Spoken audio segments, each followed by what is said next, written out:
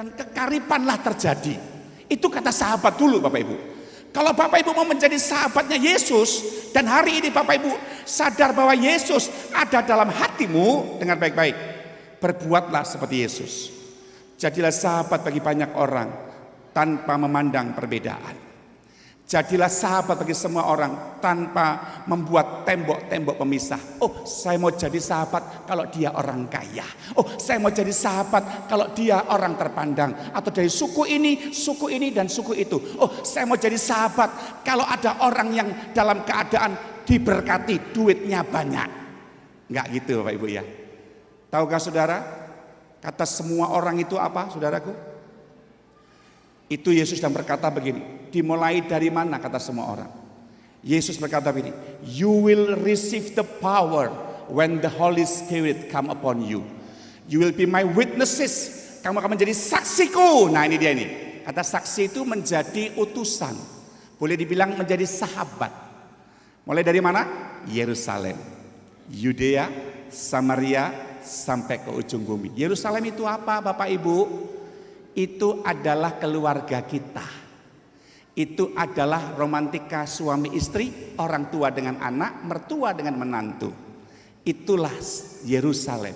Bu, ibu-ibu sudah jadi sahabat buat suaminya belum Bu? Kalau istri saya sudah.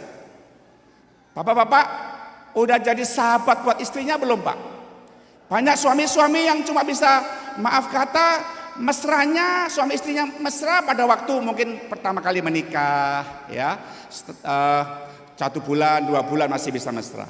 Tapi kira-kira dalam hidup sehari-hari bisa jadi sahabat enggak? Kalau seorang suami enggak pernah menghapus air mata istrinya, ya jangan sampai ada tangan pria lain yang menghapus air mata istri Anda Pak. Nah itu. Tahu enggak bedanya angin dengan tangan saya? Kalau angin itu diciptakan Tuhan untuk menghembus rambut indah istri saya. Tapi tangan saya diciptakan Tuhan untuk membelai rambut indah istri saya. Iyalah ya. Coba tolong tayangkan video ini, Merit 1. Inilah sebuah kehidupan romantika pernikahan yang tadi ya ini mungkin intisari dari video Natal tadi ya. Anda lihat ini, tolong Merit 1 multimedia. Ya nih, 1 bulan menikah. So sweet. 3 bulan menikah. So sweet. 1 tahun menikah. Oh. Iya, 4 tahun menikah. 5 tahun menikah. Udah cukup. Cukup. Lihat baik-baik Bapak Ibu. Sebuah orang sahabat itu butuh kekaripan. Sama Yesus karib dengan kita, dia juga minta kita karib dengan semua orang. Karib itu apa sih Pak Pendeta? Karib itu satu unsur yang mutlak dalam sebuah persahabatan. Tapi karib bukan berarti kompromi. Maksud saya ya.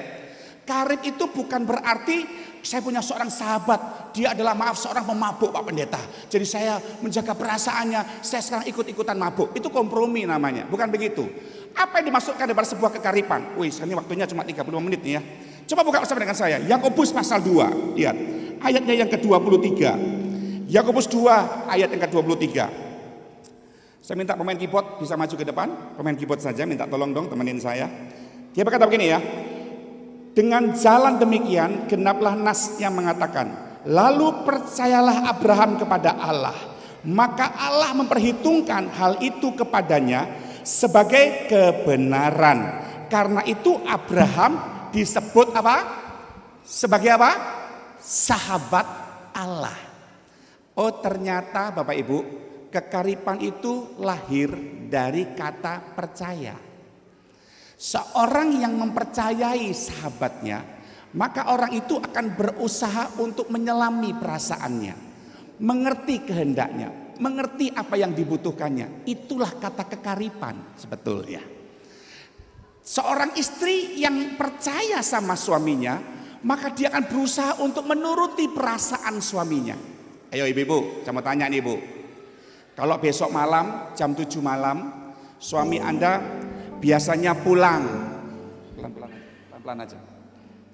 Biasanya pulang malam santai, tapi hari itu dia pakai baju rapi Bu. baju rapi gitu ya. Lalu Anda kan heran ya Bu ya, Pak mau kemana Pak? Mau kemana Pak? Udah ikut aja. Kira-kira Ibu kalau digituin ikut nggak Bu? Bu, ikut nggak? Kenapa kok ikut? Kenapa kok ikut? Karena saya mau nyenangin suami saya Pak, karena saya percaya, kan gitu ya. Dan itu membuat suaminya bahagia. Anda akan tiba-tiba dibawa ke toko emas di warung tongkok. Walaupun tutup dibuka. Tolong bukain dong, aku beli emas. Karena hari ini hari spesial pernikahan saya buat istri saya. Lalu diberikan Anda kalung yang bertahtakan berlian. Istri waktu terima itu pasti dia menangis. Wah terima kasih, aku nggak nyangka. Mah, aku menabung ini bertahun-tahun untuk belikan kamu kalung bermata berlian. Makanya berlian itu kan bentuknya kayak air mata. Waktu istri terima pasti air matanya keluar. Suami juga beli air matanya keluar, saudara. Temanya mata kan gitu ya. Dan menarik sekali Tuhan ngajarin kita. Karena dia percaya. Dan Tuhan ingin ngajak Bapak Ibu untuk mengerti. Jadilah sahabatku. Karena waktu kau jadi sahabatku. Nah ini dia nih Tuhan ngajarin buat kita nih. Tuhan minta kita percaya kepadanya. Untuk menyelami perasaannya. Apa perasaan Tuhan buat kita? Ayat 17 di Yohanes pasal 15 tadi. Apa yang diperintahkan Tuhan kepada kita untuk kita lakukan sebagai sahabatnya? Apa dia kata?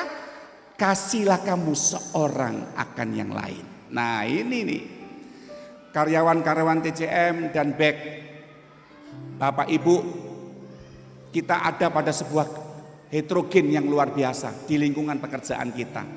Mungkin ada karyawan yang nyenengin, ada teman kantor yang jengkelin, ada orang yang mungkin senang dengan kita, ada orang yang mungkin tidak senang sama kita. Tuhan berkata begini, kasihlah kamu seorang akan yang lain. Kalau kamu bisa lakukan itu, kamu adalah sahabatku. Tidak boleh pandang-pandang bulu. Ya saya waktu disuruh Tuhan untuk menjadi sahabatnya sangat sulit Bapak Ibu. Apalagi saya pernah melayani di Samarinda, di gereja pusat saya Bapak Ibu. Saya disuruh melayani itu kan bidangnya banyak di gereja. Ada sekolah minggu, ada lansia. Ya kalau sekolah minggu masih mending lah. Tapi kalau ngurusin ibadah lansia, opa oma, umur 60 tahun, 65, 75, 80, 90. Itu kan kadang-kadang kalau nggak sabar kita ini bisa stres. Dilihat gembala saya bisa setia melayani lansia. Dipercaya lagi melayani yang namanya ibadah orang sakit jiwa. Itu nggak gampang loh Bapak Ibu. Dari semua pendeta di Samarinda tempat saya melayani, tidak ada satupun yang bertahan bisa melayani orang sakit jiwa. Kenapa? Sulit. Main gitar sendiri, khotbah sendiri, ya ngajak nyanyi sendiri, mimpin pujian sendiri. Saudara tahu nggak saya ajak nyanyi apa? Ayo Bapak Ibu kita menyanyi ya. Kapan Yesus kembali? Kapan Yesus kembali? Gitu kan? Satu orang gila di belakang nyaut. Mungkin lusa atau di lain hari. Saya pikir mau marah ya gimana, namanya orang gila juga, sakit jiwa. Saya bilang iya betul Bapak Ibu, Tuhan kita kalau nggak datangnya besok ya lusa. Kalau nggak lusa ya lain hari. Siapa yang mau ke surga ketemu Tuhan Yesus?